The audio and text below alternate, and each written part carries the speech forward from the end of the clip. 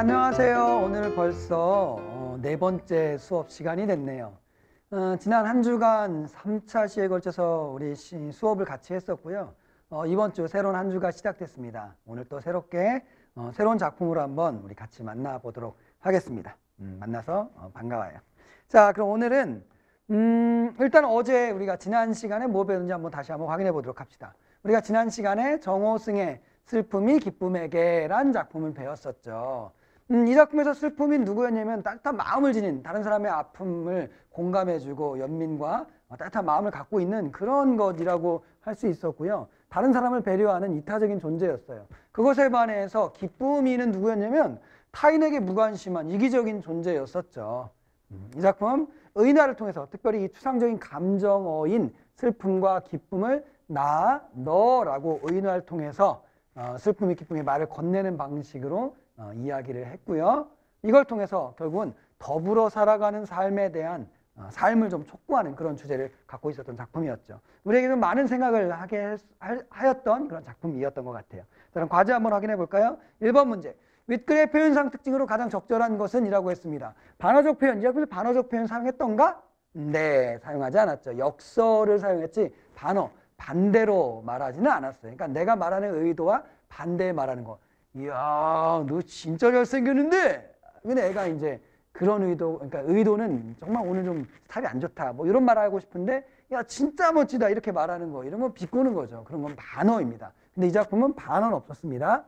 단호한 어조로 대상과 연대의식을 강조하고 있다. 단호한 어조, 말투예요. 어조라는 것은. 일반적으로 어조는 종결어미를 통해서 구현됩니다. 이 작품의 종결어미는 어떤 종결어미를 계속 반복했느냐? 뭐뭐하겠다, 뭐뭐하겠다, 뭐뭐하겠다라고 했어요. 뭐뭐하겠다라는 것은 단호한 어조라고 말할 수 있나요?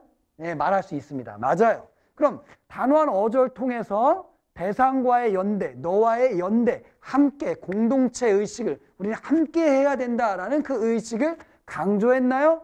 단호한 어조는 강한 의지를 드러낼 수 있을까요? 그럴 수 있습니다. 네, 정답은 2번 되겠습니다. 독백체를 사용해서 화자에게는 어려움을 토로했다라고 했지만 말을 건네는 어투였죠. 나 힘들다 그게 아니라 너 다른 사람의 아픔을 모르니까 나와 함께 그 사람들의 아픔을 공감해 줄 수 있도록 그렇게 살아가자! 라고 이제 이야기를 한 거였었죠. 서리적 표현 사용하지 않았고요. 색채어를 활용해서 화자의 순수한 마음을 표현하고 있다. 색채어 활용하지 않았고요. 뭐 만약에 뭐 한방눈 같은 경우 이제 색채어라고도 할 수 있어요. 왜냐면 희다라는 거니까. 근데 그 한방눈이 화자의 순수한 마음을 표현했나요? 그렇진 않았죠. 그래서 틀렸습니다. 두 번째 문제로 한번 가보도록 하겠습니다. 어우, 귀엽네. 두 번째 문제 가볼게요. 자, 보기를 참고해서 윗글을 감상했는데 적절하지 않은 것이라고 했습니다. 이 내용을 읽어보면 결국은 외재적 감상 관점 중에 표현론적 감상 관점. 정호승이라는 작가는 이 작품을 쓰고서 이렇게 말했다. 이걸 통해서 작품을 감상하려고 한 거야. 이런 거 무척 땡큐하죠. 왜냐면 주제를 직접 말해주니까. 뭐라고 말해줬나 볼까요? 이 작품은 슬픔에 대한 성찰을 통하여 이게 사람 아닌 것 같은데? 삶을 살아가는 현대인의 삶의 자세를 반성하게 하고 공동체적 사랑을 위해서는 진정한 슬픔이 필요하다고 역설하고 있다. 이때 역설이란 세게 강조해서 말한다는 뜻이지 우리가 알고 있는 그 논리적으로 말이 안 된다 그런 뜻은 아닙니다. 역설, 힘주어 말하고 있다. 알 수 있습니다. 라고 했습니다. 그럼 이 작품 기쁨은 남의 불행을 외면하는 현대인의 자기중심적인 모습을 표현한 거다. 맞죠? 이 작품에서 기쁨은 마이너스였어요. 두 번째, 너는 기쁨에 대해 성찰하지 못하는 이기적인 현대인, 너는 바로 기쁨이 마이너스. 맞죠? 다른 사람의 아픔을 공감하지 못하는 사람이었습니다. 나만 아는 사람이었지. 슬픔의 평등한 얼굴, 할머니와 같이 어려운 처지였던 청자. 할머니가 어려운 거야? 아니면 할머니처럼 화자도 어려웠다라고 했어. 청자? 듣는 사람? 듣는 사람은 어려운 처지에 있는 사람 아니잖아요. 그죠? 뭐 말 자체가 안 되네? 정답은 3번이겠네요. 이건 어렵지 않게 풀었습니다.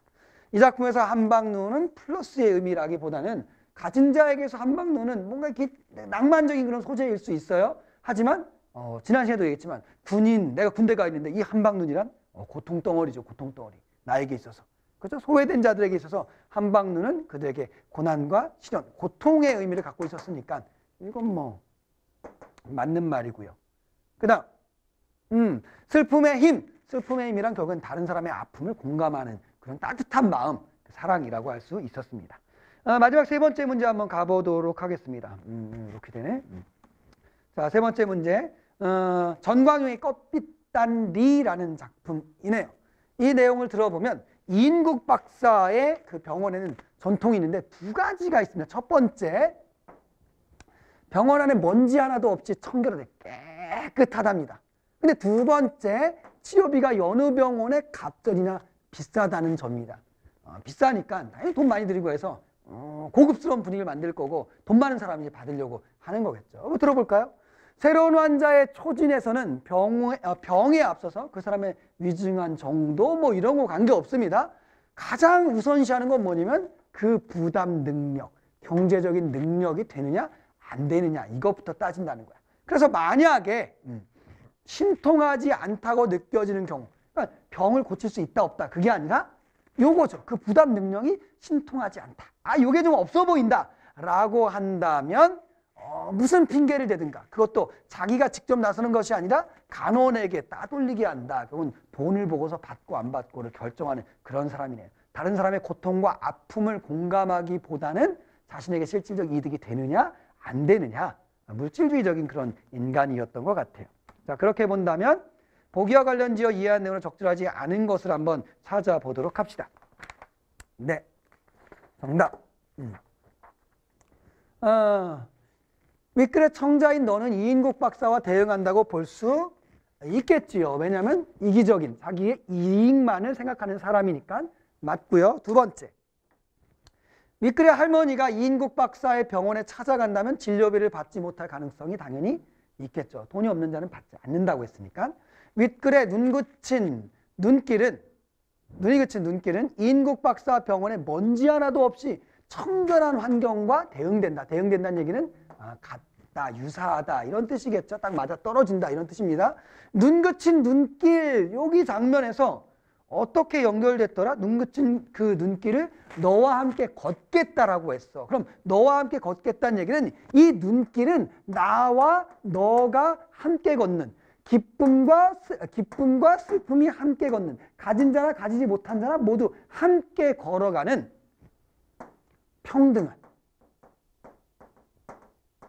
공간이라고 할 수 있겠죠. 그러니까 정답은 3번이겠네요. 깨끗한 길을 말하는 게 아니라 청결함을 말하는 것이 아니라 너와 나가 모두가 함께 걸어가야 되는 그런 길이라고 할 수 있는 평등한 길로 해석할 수 있겠습니다. 정답은 3번 되겠습니다.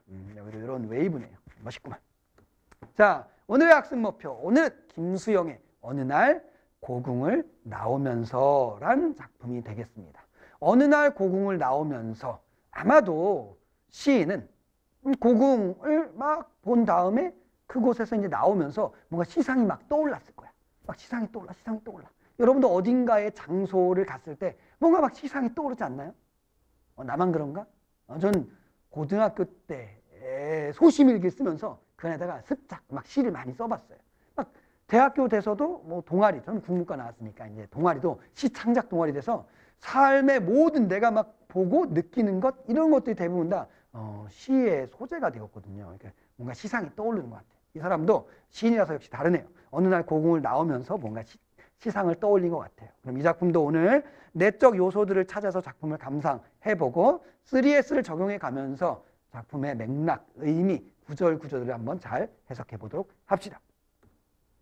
자, 그러면 시작해 보도록 할게요. 어느 날 고궁을 나오면서 왜 나는 조그만 일에 분개하는가? 일단 여러분들 내적인 요소들, 내용을 감상할 때 내적인 요소들, 화자, 대상, 상황, 그리고 화자가 어떤 정서와 처지, 정서와 태도를 지니고 있는지 이런 것들을 찾는 거라고 했었죠. 일단 첫 번째 고급 정보 나왔습니다. 이 작품이 1인칭이네요. 그죠? 1인칭입니다. 1인칭인 경우에는 내 이야기라는 거니까 고백과 독백적인 성격이 무척 강하게 나타날 수 있습니다. 근데 얘가 말하기를 나는 왜 조그만 일에 분개하는가? 화자가 자기 스스로에게 질문을 던지고 있어요. 왜 나는 조그만 일에 분개할까? 그 얘기는 그럼 한번 볼까요? 나는 왜 성적이 이거밖에 안 나왔을까? 라고 내 스스로 자문하는 거야? 그럼 난 지금 성적이 좋다는 거야, 나쁘다는 거야? 나쁘다는 얘기죠. 내가 기대하는 것보다 안 나왔다는 얘기잖아. 그럼 얘도 지금 나는 왜 조그만 일에 분개하는가? 나 지금 조그만 일에 분개하고 있는 사람이야? 아니면 조그만 일에 분개하지 않는 그냥 그런 사람이야? 분개하고 있는 사람인 거죠. 나는 지금 조그만 일에도 분개하는 뭔가 분노 조절 장애인가? 아무튼 뭔가 분개하는 그런 성향을 갖고 있답니다. 그럼 이것에 대해서 무슨 얘기를 하려고 하는 건가? 또 계속 들어보도록 합시다. 저 왕궁 대신에 왕궁이 있어. 그것 대신에. 그리고 왕궁의 그 음탕함. 음탕하다. 뭐 부정적인 거죠. 그죠? 어떤 욕망과 막 더럽고 부정한 것. 뭐 이런 거죠. 음탕한 것. 또 왕궁이라 하면 어떤 뭐 권력? 그죠? 뭐 이렇게 한글도 잘 힘드네. 권력? 뭐 이런 힘 있는 것 대신에. 그리고 이런 힘 있는 자들의 어떤 부정한 것, 더러운 것, 그것 대신에 나는 어떤 것에 분개하고 있느냐? 조그만 일에 분개하고 있대. 일단 큰 것에 분개하지 못하고 작은 것에 분개한다라는 거야. 고궁. 어느 날 고궁을 나오면서 이건 결국은 그 고궁이라는 그것을 누렸던 어떤 큰 권력자들 뭐 이런 걸 떠올렸나 봐요. 근데 그런 부정한 것에 대해서 분개하지 못하고 나는 왜 작은 것에 분개할까? 뭐 그런 이야기를 하고 있네요. 계속 가봅시다. 50원짜리 갈비가 기름덩어리만 나왔다고 분개하고. 갑자기 또 반성되네. 우리도 종종 그러지 않나요? 음식점에서 여기에 뭐 이거 음식이 왜 이러냐? 여기에 뭐가 들어가 있다? 아니면 뭐 이렇게 늦게 나왔다? 순서가 좀 바뀐 것 같다? 막 이러면서 막 분개했던 것 같은데 이 사람은 그래요. 이런 거에 분개했대요. 옹졸하게 분개하고 옹졸. 근데 이런 작은 것에 요 큰 것과 대비되는 것 같아. 작은 것에 분개하는 것을 화자는 스스로 옹졸하다고 봤나 봐요. 옹졸하다. 옹졸하다는 얘기는 너그럽지 못하고 작은 것에 뭐 분노하고 그죠? 속이 좁다 뭐 이런 뜻이겠죠. 옹졸하게 분개하고 설렁탕집 돼지 같은 주인년한테 이런 비속어도 쓰네요. 비속어. 한테 욕을 하고 옹졸하게 욕을 하고 반복을 하고 있어요. 어쨌든 계속해서 화자는 자기는 뭔가 어떤 권력자들의 어떤 부정과 부패와 이런 더러운 것에는 분노하지 못하고 작은 것에 약한 자들에게는 분노한다라고 말하고 있어요. 자기가 왜 스스로 우리가 볼 때는 되게 좀 자기 치부 같은 느낌인데 이런 걸 스스로 이제 고백하고 있네요. 또 계속 들어보도록 합시다. 한번 정정당당하게 붙잡혀간 소설가를 위하여 이런 정의로운 것에 대해서는 그리고 언론의 자유를 요구하고 월남 파병에 반대하는 이런 커다란 일, 어떤 본질적인 일 이런 것에 자유를 이행하지 못하고 그런 반대하는 그런 자유는 이행하지 못하고 이런 것은 실천하지 못하고 20원을 받으러 간 이런 건 되게 큰 것 같아. 큰 것에 대해서는 이행하지 못하고 실천하지 못하고 이것과 대립되어지는 20원을 받으러 3번씩 4번씩 찾아오는 야경꾼들. 이 야경꾼들이나 아마도 작은 사람이라고 하니까 좀 그렇고 어쨌든 큰 권력 있는 자들과는 대조되어지는 그런 사람들이 힘이 없는 자들이겠죠. 아마도 힘없는 자들에게만 증오하고 있는가. 계속해서 스스로 질문하고 있어요. 너네 애가 왜 이렇게 옹졸하냐. 거대한 것, 큰 것, 뭔가 사회적인 부조리한 것, 어떤 권력에 대해서는 비판하고 그것에 대해서는 부정하고 그것에 대해서는 실천하면서 투쟁하지 못하면서 왜 작은 것, 힘없는 자들에게만 옹졸하게 그렇게 분노하고 있느냐, 분개하고 있느냐 이렇게 말하고 있어요. 계속 갑시다.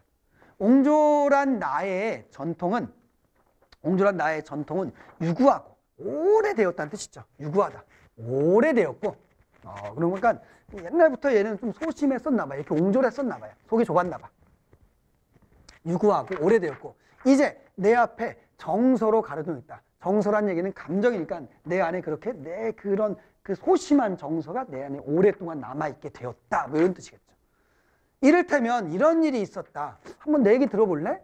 나의 그 옹졸함의 역사는 언제부터 시작됐냐면 바로 이때부터야. 자기 이야기를 이제 고백합니다. 계속해서 진솔하게. 부산의 포로 수용소에 이런 걸 통해 보건데 좀 시대적 배경을 좀 유추할 수 있을 것 같아요. 전쟁 때겠죠, 아마도. 제14 야전병원에 있을 때 정보원이라는 사람이 너스들과 스폰지를 만들고 거즈를 개키고 있는 이 간호사들과 함께 스폰지를 만들고 거즈를 개고 있는 누구? 나입니다. 나를 보고서 정보원이 뭐라고 말했냐면 포로경찰이 되지 않는다고. 남자가 뭐 이런 일 하고 있느냐고 놀리는 일이 있었어. 누구 앞에서? 너스들 앞에서. 나의 그 소심함은 언제부터였냐?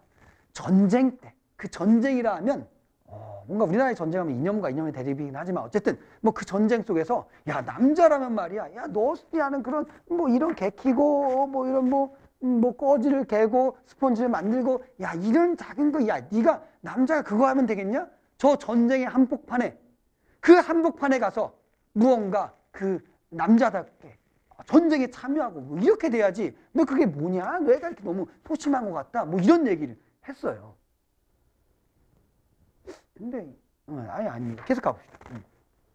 지금 현재도 난 이게 과거였어. 과거 나의 그 어떤 옹졸함의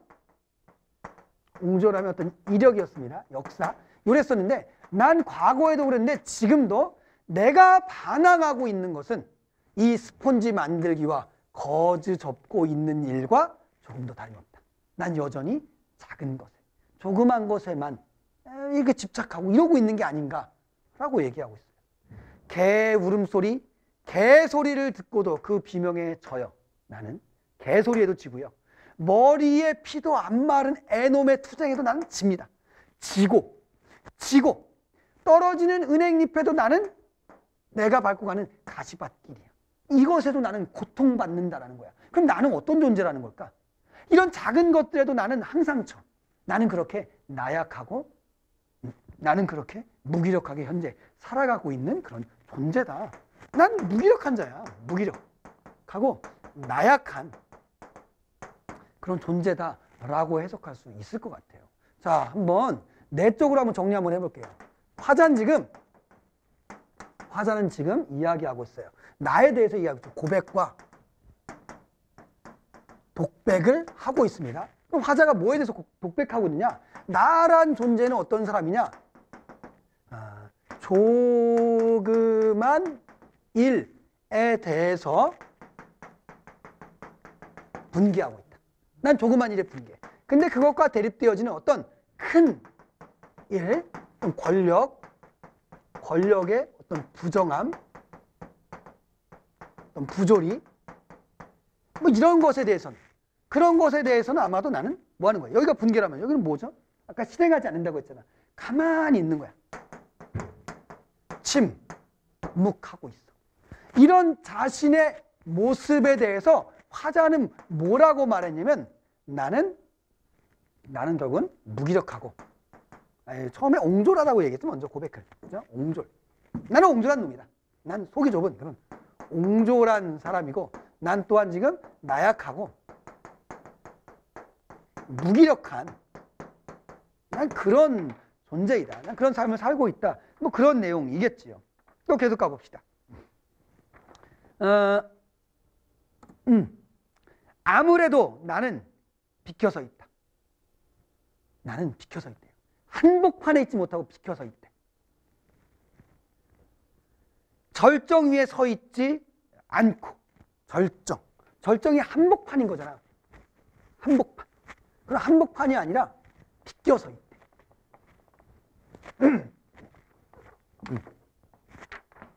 비켜서 있으면 곧 절정 위에 서 있지 않고 비켜서 있다. 비켜서 있는 거 비겁함 아닙니까? 이런 큰일, 어떤 권력의 부정함, 부조리, 잘못된 것이 있다면 그곳에 한복판에서 투쟁해야 되는 거야. 저항해야 되는 거야. 근데 난 그것은 하지 못하고 있어. 그 절정에 있지 못하고 비껴서 그냥 나는 방관하며 살아가고 있는 거야. 여러분이 학생이라면 어디에 한복판에 있어야 됩니까? 학업의 한복판에 있어야 되는 거야. 근데 항상 학생들 보면 그 학업에 그 한복판에서 치열하게 학업하기보다는 약간 비껴서려고 그래. 약간 뭔가 핑계 대려고 그래. 뭔가 다른 어떤 문제가 있다고, 뭔가 다른 게 무엇가 있다고 자꾸 이렇게 비껴서 있어. 그러면서 본질적이지 않은 다른 것에 분노하는 학생들도 정말 많이 봅니다. 물론 저라고 해서 대단한 사람 아닙니다. 저도 물론 그런 비겁한 모습 볼 때가 많이 있습니다. 근데 어쨌든 다시 한번 나도 내 삶을, 저도 제 삶을 반성해 보게 됩니다. 어떤 한복판, 정말 중요한 것에 한복판에 있지 못하고 비겁하게 비껴서 있는 자신의 모습을 이야기하고 있습니다. 암만 해도 난 옆에 비껴서 있다. 그리고 조금 옆에 서 있는 것이 조금쯤 비겁한 것이라고 알고 있다. 스스로도 말하네요. 난 비겁한 것이다. 나는 옹졸해. 나는 나약하고 무기력하게 살아가고 있어. 나는 그래서 이것에 비껴서 살아가고 있는 나의 모습을 비겁하다고 난 그렇게 생각하고 있어. 나에 대해서 계속 얘기하고 있네요. 또 계속 가서 그러니까 이렇게 옹졸하게 반항한다. 옹졸하게. 그러니까 소심하게. 결국에는 그 거대한 것, 권력에는 투쟁하지 못하고 비껴서서 엉뚱한 약한 자, 작은 문제에 대해서만 분개하고 있다는 거예요. 옹졸하게 반항합니다. 이발쟁이에게는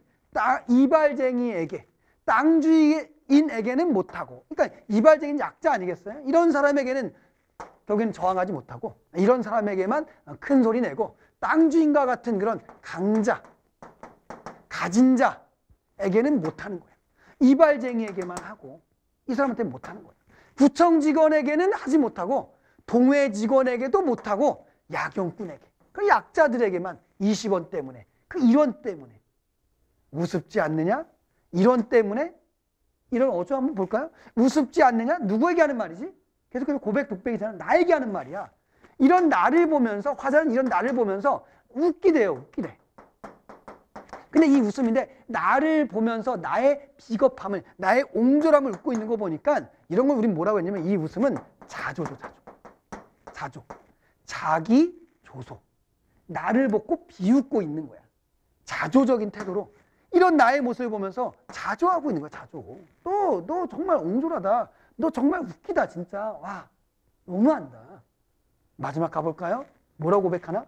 모래야, 나 얼만큼 작으냐? 바람아, 먼지야, 풀아, 난 얼만큼 작으냐? 정말 얼만큼 작으냐? 반복하고 또한 생략법으로 이제 끝내고 있는데, 모래, 바람, 먼지, 풀, 뭐 이거 봅시다. 모래나 먼지나 풀이나 전부 다 거대한 존재인가요? 아주 작은 존재인가요? 아주 작은 존재지. 그런 아주 작은 존재들에게 내가 묻고 있어. 풀아, 난 얼마나 작은 존재니? 모래야, 난 얼마나 작은 존재니? 그 얘기는 뭘 말하는 거지? 비교 대상이 모래, 먼지, 풀에게 묻는다는 얘기는 난 기본적으로 모래나 먼지나 풀보다 내가 더 크다 아니면 작다.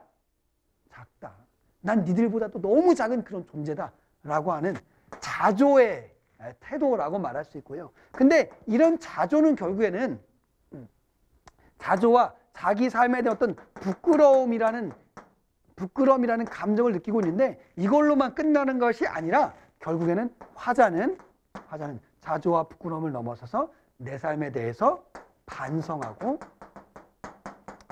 성찰하고 있다라고 해석해야 되겠지요. 결국은 내적 요소들을 통해서 작품을 감상해 보자면 화자는 지금의 현실을 보건대 아마도 상황은 부조리한 현실일 것 같아요.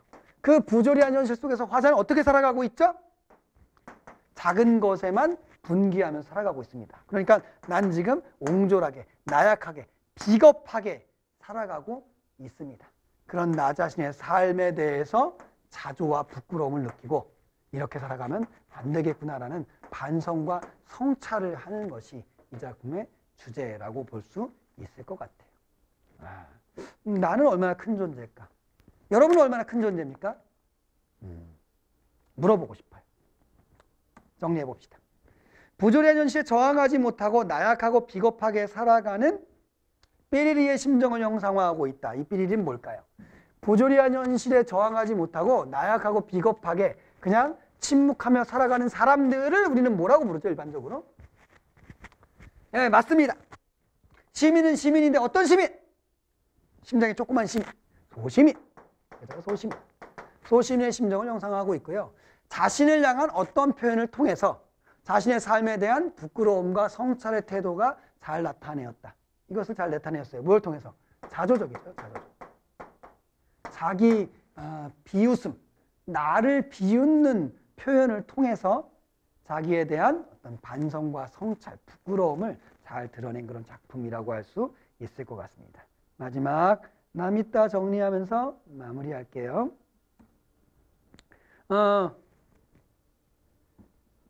화자는 나였습니다. 그죠? 정리됐죠? 화자는 나였고요. 두 번째, 대상은 나. 대상은 나예요. 내가 나를 대상으로 놓고서 바라보는 거야. 보통 일반적으로 반성과 성찰의 작품들은 대상은 누구냐면 나예요. 내가 나를 이야기하는 거야. 고백, 독백하는 거. 그죠? 내가 나에 대해서 어떻게 바라봤나. 이 작품은 그게 곧 이 작품 주제와 연결될 수 있을 것 같아요. 상황은 지금 현재는 부조리한 현실인 것 같아요. 월남 파병 문제도 있고 뭐 언론의 자유에 대한 문제도 있었고 그죠? 그런 내용들이 있었잖아요. 부조리한 현실이죠. 그때 화자의 정서와 태도 볼까요? 고백, 독백. 자신의 삶을 고백, 독백하고 있습니다. 난 지금 어떻게 살아가고 있나요? 무기력하게. 그죠? 그런 나 자신에 대해서 어떻게 생각하고 있죠? 자조적인 태도로 바라보고 있습니다. 부끄러움을 느끼고 있고요. 그래서 반성과 성찰을 하면서 이 작품은 자기의 태도를 드러내고 있습니다. 주제, 비겁하고 옹졸한 삶에 대한 반성과 성찰이 이 작품의 주제라고 말할 수 있겠지요. 표현상 특징 정리해 볼까요? 고백, 독백적인 어조를 사용하고 있습니다. 내가 나타나게 되면 고백과 독백. 그러니까 화자가 나라고 나올 땐 일반적으로 고백과 독백의 어조가 나타나게 되지요. 그러면 고백과 독백을 사용하게 되면 삶에 대한 반성과 성찰적인 태도가 잘 드러날 수 있습니다. 이 작품의 특별히 구조적인 특징이라고 한다면, 시상 전개에 있어서 특징이라고 한다면 바로 이거죠. 여러분이 꼭 알아야 됩니다. 이런 것들. 대조적인 상황, 대상을 제시했고요. 이를 대하는 화자의 태도에 있어서도 대비가 나타났어요. 이 작품에서 가장 주제를 구현하는데 매우 중요한 어떤 요소라고 말할 수 있겠지. 자, 한번 볼까? 대조되는 것. 조그만 일입니다. 큰 일이 있어요. 그죠? 조그만 일은 사소한 일들이었습니다. 힘없는 자라는 대상들이 있었고요. 그리고 그 힘 있는 자, 어떤 권력이 있었습니다. 화자는 조그만 일, 사소한 일과 힘없는 자들에 대해서는 어떤 태도를 지녔어? 분개했습니다. 분개했어요. 분노했어요. 그런데 큰일, 아주 중요한 일에 대해서는, 아주 본질적인 일에 대해서는, 그리고 힘 있는 자에 대해서는 화자는 침묵했어요. 뭔가 어떤 행동도 하지 못하고 있었습니다. 이런 모습을 통해서 화자의 무기력하고 소시민적인 삶의 모습을 우리는 확인할 수 있었고, 그러면서 이것을 스스로 고백한다는 얘기는 결국은 자기의 그런 삶에 대한 부끄러움을 이야기하고 있는 거죠. 여러분들도 소시민일기 쓴다면 거기에 나의 어떤 약한 모습을 쓰잖아. 약한 모습을 쓴다는 얘기, 고백하고 독백한다는 얘기는 결국은 그런 내 삶에 대해서 나는 부끄럽게 생각하고 있다. 내 삶을 반성하고 성찰한다라는 게 내재되어 있다라고 볼 수 있겠죠. 비서고 아까 전에 보니까 어떤 여자한테 뭐라고 했더라? 설렁탕집 돼지 같은 주인년한테 주인년 이렇게 막 비서고를 썼어요. 이 비속어를 썼다는 얘기는 그 말을 하는 그 사람이 속된 사람이다라고 볼 수 있겠죠. 그럼 화자가 스스로 나는 속물적인 그런 사람이다라고 말한 거야. 그럼 이런 단어를 사용해서 내가 그런 캐릭터다라고 말하는 이유는 뭐냐? 궁극적으로 이 작품이 계속해서 나오는 거지만, 작품을 통해서 말하는 거지만, 나는 되게 깨끗하고 나는 정의롭고 난 대단한 사람이다 라고 자기 자랑하는 그런 작품 아니잖아요. 난 바람에게 물어보고 모래에게 물어보고 풀에게 물어보고 난 얼마나 작은 자냐, 난 얼마나 용졸한 사람이냐 라고 나에 대한 어떤 부끄러움을 고백하는 작품이니까, 여기서도 이런 비속어를 통해서 화자의 속적인 모습을, 자조적인 어떤 자기의 태도를 드러내기 위해서 사용한 단어라고 봐야 되겠지요. 그죠? 되겠죠. 모래나 바람이나 먼지나 풀, 자연물, 그죠? 자연물을 통해서 화자의 왜소함, 난 정말 옹졸한, 정말 작은 존재다 라는 것을 부각하기 위해서 사용한 소재라고 볼 수 있겠습니다. 자, 오늘은 그래서 우리 김수영의 어느 날 고궁을 나오면서 라는 작품을 해 보았습니다. 오늘도 우리 생존국어 살아남기 위해서 우리 이렇게, 저도 살아남기 위해서, 여러분도 살아남기 위해서 이렇게 수업을 열심히 하고 있습니다. 실제로 수업 현장에서 같이 하게 되면 훨씬 더 서로 피드백도 하면서 좀 이야기도 하면서 즐겁게 수업을 할 수 있을 것 같은데 저 혼자서 막 하려니까 조금 부끄럽기도 하네요. 세 번째, 벌써 네 번째구나. 네 번째인데도 아직까지 좀 쑥스러움이 좀 있습니다. 그래도 열심히 할게요. 여러분들 열심히 봐주세요. 자, 마지막 정리는요. 오수정. 난 어떤 사람인가? 난 내 삶의 어떤 절정, 중심에 서 있는가? 지금 여러분 삶의 가장 중심에는 어떤 게 있을까요? 각자 있을 겁니다. 그죠? 근데 그 절정에 그곳에 내가 곧게 서 있는지 아니면 내 삶에 비껴서 살아가고 있는지 그건 여러분이 스스로 판단할 수 있을 문제인 것 같습니다. 한번 저도 저에게 주어진 지금의 삶 속에서 절정에서 치열하게 그렇게 살아가고 있는지 한번 돌이켜 보도록 하겠습니다. 3S를 활용해서 시의 내적인 요소들을 분석하는 연습 끊임없이 계속 해주시기 바랍니다. 특정 시어를 중심으로도 수식어 서술어 확인해 주시기 바랍니다. 구글 클래스룸의 국어 클래스에서 오늘 교재 수업 나간 거 문제가 있으니까 그거 문제 풀어주시기 바랍니다. 베네디 온라인 학습 과제 네 번째 주 과제가 오늘부터 오늘은 여러분이 보게 될 건 내일이겠네요. 3월 30일 오늘부터 해서 4월 5일까지 가게 됩니다. 네, 여러분 스스로 혼자 공부하기 무척 힘들죠. 그래도 여러분들을 응원하겠습니다. 오늘도 수고했습니다. 빠이빠이.